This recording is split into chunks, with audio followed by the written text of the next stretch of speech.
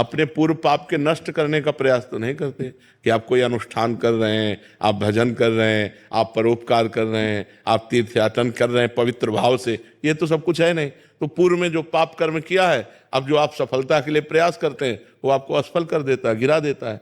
तो आपका प्रयास कोई आध्यात्मिक है क्या?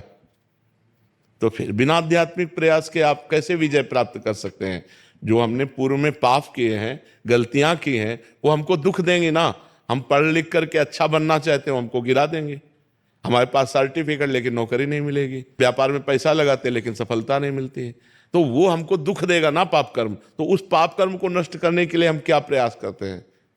विचार कीजिए। कोई प्रयास नहीं करते ना, तो उसके लिए प्रयास करो। हम कह रहे हैं कुछ मत करो, राधा राधा राधा राधा राधा नाम जपना शुरू करो। काउंटर लो और गिनती से 50,000 रोज नाम जप करो। फिर हमें बताओ लंबे समय तक, ये नहीं कि अब 4 दिन बाद हमसे प्रश्न करो कि 50,000 नाम जप किया, हमारी नौकरी नहीं लग गई, हमारा काम नहीं बना। लंबे समय तक जप कीजिए, फिर देखिए सफलता मिलती है कि नहीं। कुछ जने बिना प्रयास के भी महाराज जी, क्या उनका पूर्व का प्रारब्ध?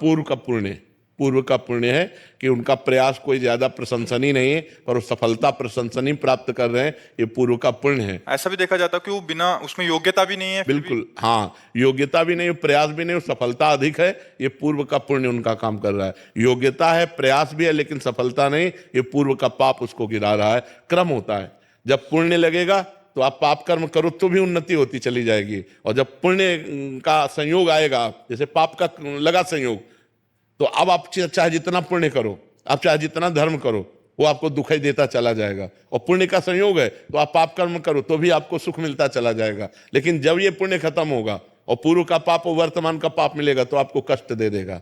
और जब उनका पाप नष्ट हो जाएगा तो ये पुण्य और वो पुण्य पीछे का जब मिलेगा तो उनकी उन्नति हो जाएगी। ये एक क्रम है ईश्वरीय, जो ईश्वरी भागवती है, जो क्रम है वो ये है। तो इसलिए नाम जप करो और अपने पापों को भस्म करके आगे बढ़ो, नाम जप करो। ठीक है।